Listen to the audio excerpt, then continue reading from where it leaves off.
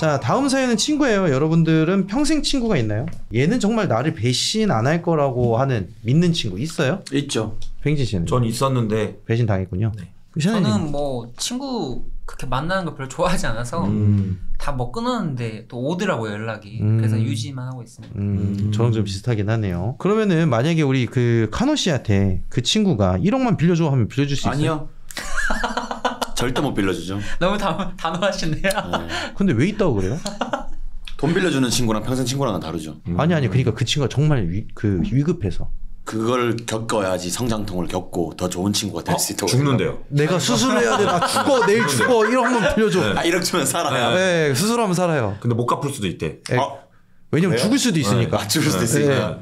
그래 친구야. 그동안 너무 좋았다. 그럼 평생 믿을 수 있는 친구가 아니잖아. 아니네. 아니면은 친구는- 빌려주는 거 말고 네. 빌릴 수 있는 친구는 있어요? 금액 좀 낮춰주시. 1억이 있는 친구 없을 것 같은데 5천만 원까지는 가능하지 않을까요 지금? 그럼 한번 빌려보세요 지금. 지금요? 네, 5천만 원. 진짜요? 네. 알았어요. 전화해서 딱 바로 됩니다 지금. 네, 5천만 원만 빌려줘 이렇게. 아이씨 썼어. 왠지 할 것 같더라 전화를. 여보세요. 친구야. 나 1억만 좀 빌려줘. 여보세요. 우리 뱅진 씨는 또 접니까? 전 없어졌습니다. 네. 네. 우리 샤넬님은 혹시 네. 그 1억 정도 빌리거나 빌려줄 수 있는 친구가 있을까요? 저는 몇 번 빌려줬었어요. 막 그렇게 큰 돈은 아니어도. 오. 네, 뭐 빌려줬는데 누가 말하긴 뭐하지만. 돈 거래를 한다는 것 자체가 믿는 친구란 뜻 아니에요? 그거 제가 그랬어요. 왜 나한테 빌려달라 그래? 하면 너밖에 없었대요. 근데 그 분이 전혀 경제적으로 뭔가 문제가 있어 보이지 않았거든요. 제가. 왜냐면 대출을 충분히 받을 수 있는 사람인데 그래 하고 했죠. 그래서 돈 때문에 의상한 적은 없으세요? 아, 전 빌려준 게 많죠. 근데 그냥 그렇게 생각해요. 뭐 전생에 연을 졌나 보다. 나랑 비슷하다. 뭔가 진짜. 그 돈 없어서 사니까. 저는 뭐 돈 거래를 좀 얘기를 하면 그냥 줘요. 네가 나하고 계속 유지할 거면 갚고 유지 안 할 거면 너 가져. 뭐 이런 스타일이다 보니까. 멋진 그거긴 합니다. 그죠. 저런 게 진짜로. 아니 그게 아니면 이제 신뢰가 없으면 사실 저는 이렇게 얘기는 해요. 나는 돈 거래 안 한다고. 아 맞아요. 근데 신뢰가 아시죠? 있는데 아무리 신뢰가 두터워도 돈이 왔다 갔다 하면 신뢰는 깨질 수밖에 없는 맞아요, 거기 때문에 이 친구를 좀 내 품에 계속 남길 거면 차라리 그 돈을 주고 이 친구의 신뢰를 보는 게 낫죠. 전 그렇게 살다 보니까. 자, 그러면은 이제 샤넬님이 한 명 골라주셔야 되는데. 네. 잠깐만요. 샤넬님이 한 명 골라주셔야 하는데 이거 하나 물어보고 싶었어요. 저희 세 사람을 보면 철권에 닮은 캐릭터가 있을 거잖아요. 네. 잘 어울리는 거 하나씩 말씀해 주실 수 있는지. 아, 이제 보고요. 네네네네. 뱅지님은 지금 곰이 엄청 세거든요. 곰이 세계대 우승 지금 한 번 했어요. 세계대회를. 쿠마가. 네. 곰 추천합니다. 되게 단순하면서 세요. 카운님은 클라이브라고 클라이브. 파이널 판타지에 나온 캐릭터거든요. 아, 클라우드. 얘 주인공인데 얘가 진짜 세거든요. 멋있어. 근데 이 캐릭터가 네. 반짝하고 말아요. 오늘 나 많이 먹이시네. 그럼 혹시 저는 뭐가 있을까요? 커맨드가 좀 복잡한 캐릭터 있잖아요. 네네네. 풍신 들어가는 거. 근데 한방 풍신류. 딜은 확실하지만 운영이 좀 어려워. 근데 문명은 계속 이어져 가고 있어요. 그 캐릭터가. 약간 그러니까 진, 카즈야, 이런 헤야치 이런 거 같아요. 네. 뭐야, 얘 다 족밥이잖아. 부럽네요. 진 카지야 개멋있지. 진짜 되게 세요. 네. 나도 알고 보면 되게 복잡한 사람인데. 사실 나는 카지야 같아. 와. 네. 그러면 쿠마하고 네. 클라이브 중에 누구를 선택하시는 게 좋을까요? 저는 클라이브를 아, 예. 제가 이 사연을 지금 안 읽어봤거든요. 네네네. 방금 받아. 근데 왠지 이 사연에 약간 닮을 수도 있을 것 같아요. 이 사연에. 왠지 그냥 느낌이.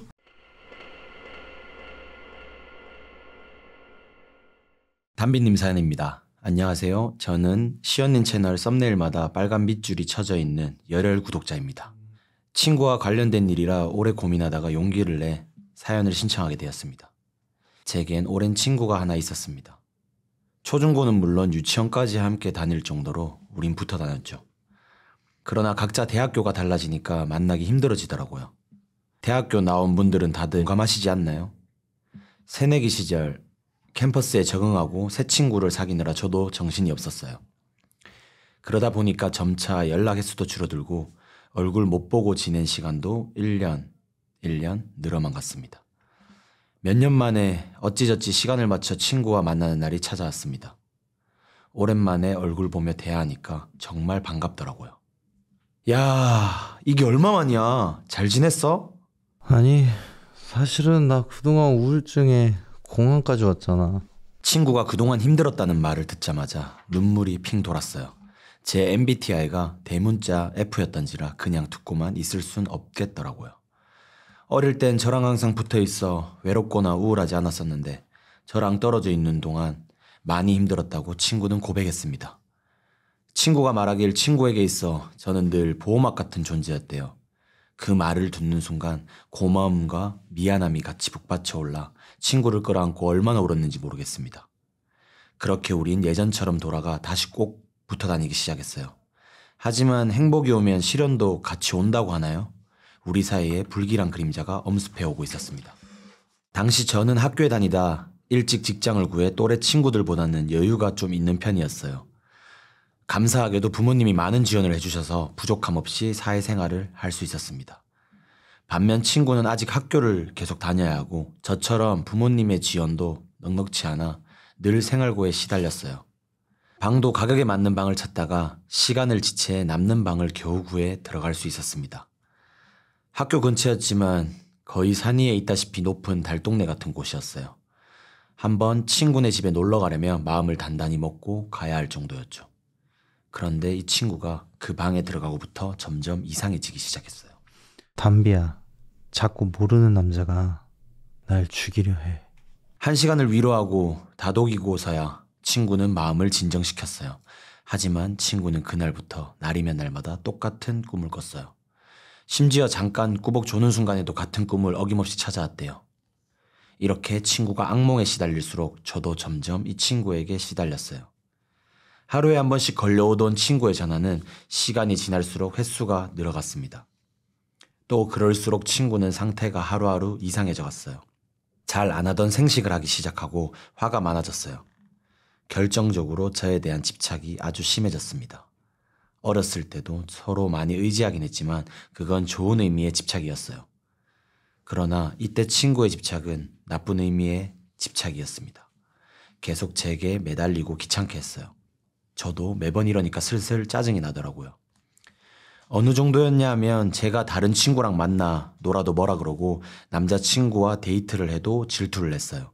심지어 부모님과 함께하는 여행에 자기도 껴달라 억지를 부렸습니다.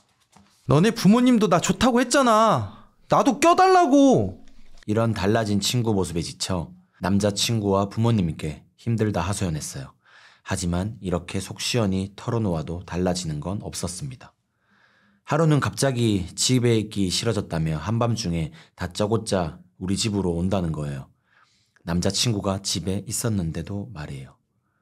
마음씨 좋은 남자친구가 집을 비워줬지만 친구는 다음날 자기가 언제 그랬냐는 듯 갑자기 집에 들어가야 한다며 일찍 나가버렸습니다. 이때를 기점으로 친구에게 빙의가 됐다고 생각했어요.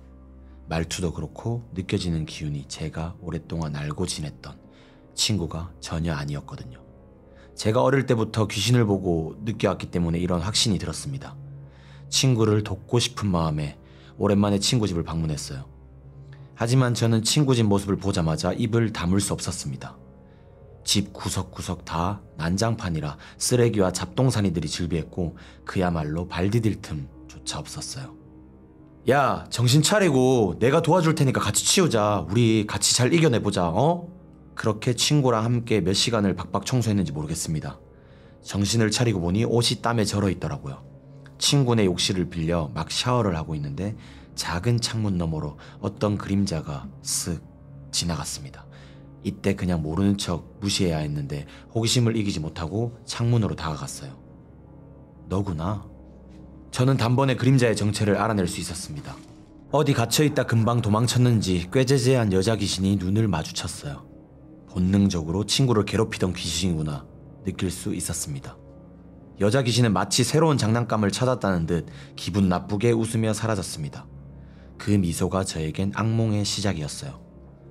친구 집을 다녀오고부터 친구가 꿨던 꿈을 제가 꾸기 시작했어요. 친구 말대로 어떤 남자가 절 죽일 듯 쫓아오는 꿈을 말이에요. 게다가 친구네 집에서 봤던 여자 귀신도 시도 때도 없이 나타나 저를 깜짝 놀래켰습니다. 꿈에선 남자가, 현실에선 여자가 돌아가면서 괴롭히니 정말 돌아버릴 것 같았습니다. 두 귀신이 어떤 사이인 줄은 모르나 저는 이 귀신들을 커플이라고 불렀어요. 넌 어릴 때부터 보니까 너한테 오는 거라고 눈도 마주쳤다며? 귀신한텐 너가 재밌었겠지? 자기가 보이니까. 제가 종종 귀신을 보는 건 엄마를 닮았나 봐요. 말에는 힘이 있는 거라며 줄곧 보여도 못 본 척, 알아도 모르는 척 하라고 했지만 저는 엄마와 약속을 하나도 지킨 게 없었습니다. 하나 달라진 점이 있다면 친구네에서 귀신이 붙어온 뒤로 친구의 연락이 확연하게 줄어들었어요. 오히려 제가 먼저 연락해 너네 집에서 귀신이 붙어온 것 같다 하니까 시큰둥한 반응으로 말하더라고요. 그래? 차라리 잘 된 거 아니야? 너는 보이니까 피하면 될 거 아니야. 정말 친구와 저는 끝을 향해 달리는 것만 같았습니다. 어떻게 저렇게 뻔뻔하게 말할 수 있지? 저게 본 모습이었나? 싶었어요. 착하고 멋있는 세상에 둘도 없는 절친이었지만 귀신 하나 때문에 이렇게 멀어질 줄은 몰랐습니다. 친구의 말 한마디가 비수가 되어 가슴에 꽂혔어요. 그렇게 친구는 저에게 귀신 커플 한 쌍만 남겨둔 채 저를 떠나버렸습니다. 정확히 떠났다기보다 자연스럽게 연락이 끊겼고 지금도 뭘 하고 사는지 몰라요. 문제는 저에게 둘러붙은 이 귀신 커플인데 엄마가 조언을 해주셨어요. 네 남자친구가 기가 세니까 같이 살아. 남자친구랑 같이 있으면 얼씬도 못하지? 엄마 말에 곰곰이 생각해 보았는데 정말 남자친구가 집에 왔을 때는 한 번도 귀신을 본 적이 없었어요. 효과가 있었던 걸까요? 진짜 남자친구와 동거하고서 남자친구가 자리를 비운 며칠 동안 잠깐 본 거 말고는 귀신이 나타나지 않았어요. 귀신이 남자친구를 피해 다니는 느낌이랄까요? 남자친구는 귀신을 보지도 믿지도 않는 사람이었어요. 그런 남자친구가 제 집에 들어오고 몇 달 만에 꿈을 하나 꿨습니다. 꿈에서 저를 괴롭혔던 남자 귀신을 마주쳤대요. 그 귀신을 본 순간 제 남자친구는 본능적으로 때려 죽여야겠다는 생각이 들었다고 합니다. 본능에 충실했던 남자친구는 격렬하게 남자 귀신을 잡아 족쳤어요. 그러자 정말 신기하게도 집에 남자친구가 없어도 여자 귀신은 물론 그림자도 보이지 않았습니다. 이 일을 계기로 저는 귀신보다 사람이 더 무섭다는 말을 절실히 믿게 되었습니다. 사연을 듣는 청취자 여러분들도 사람은 정말 조심히 가려 사귀길 바랍니다.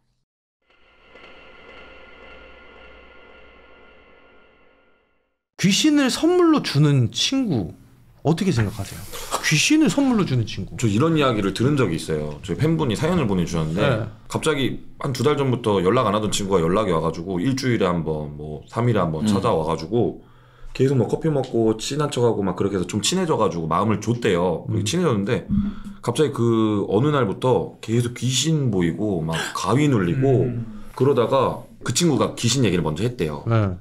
근데 그 귀신이 이제 본인한테 보이니까 전화를 해서 얘기했더니 너 당직기에 어차피 신청했잖아. 거기 가서 털어달라고 그래. 연락하지 마. 진짜로?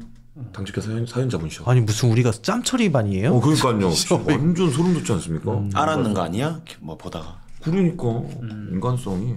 아니 저는 궁금하긴 한데 저도 뭐 흉가를 다니지만 네. 저희 멤버들 다 흉가를 다니지만 네. 정말 기가 센 사람들을 피해 다니나? 이게 좀 궁금하긴 해요. 귀신이? 네, 귀신이. 기가 세다. 아까 말씀드린 것처럼 뭔가 내가 그걸 이겨낼 수 있는 무엇인가 있다 생각하면 될 것 같아요. 이러면은 잘 붙지도 않고 나는 멀쩡한데 너는 왜? 약간 이런 거죠. 그러면 이제 또 사연처럼 귀신이 자기가 보이니까 이렇게 또 따라다니는 걸까요? 감지가 되는 스타일한테 자기를 알리려고 그러죠.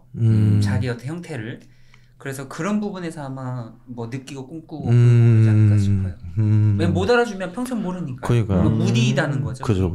그래서 무당들이 흉가 가면요 귀신들이 막 몰린대요. 너무 많이 몰리다 보니까 이게 이제 버거워진다. 무당분들이 버거워진다고 그러더라고요. 그래서 무당 흉가 같은데 잘 안 간다고. 그런 얘기 들어본 것 같아요. 엄청 몰리니까. 좀 무속에서는 약간 금기가 있어요. 이제 죽은 사람을 보면 안 된다. 흉가는 뭐 장례식장 가지 마라. 근데 저는 그걸 좀 깨부셨어요. 어차피 우린 귀신으로 존재하는 직업이니까 그런 건 말이 안 된다 해가지고 저는 이제 아버님 돌아가셨지만 돌아가시다 제가 다 이렇게 만져드렸거든요. 좋은 데 가시라고. 그러면 이제 무당들은 이제 여기서 이제 금기해요. 너 이제 부정 탔다. 신당에 뭐 앉는다. 절대 그런 거 없어요.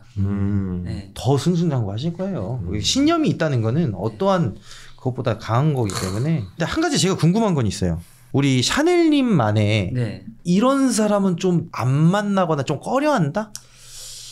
그게 있어요. 어떤 사람이 좋으면 좋은 것도 이유 없고 싫은 것도 이유 없다 생각해요. 네네. 그냥 이 사람과 딱 내가 앉아서 이야기 한마디 했는데 뭔가 나랑 안 맞다 생각할 때 있어요. 뭔가 좀 말도 내가 허스로 나오고 내가 괜히 웃게 되고 네. 뭔가 이 사람 말하는데 내가 낄 수도 없을 것 같고 이건 나하고 이제 안 맞다 생각하면 될 것 같아요. 어떤 사람 내가 챙겨주고 싶어요 막. 맞아. 네, 그 본능에 따라가면 되지 않을까.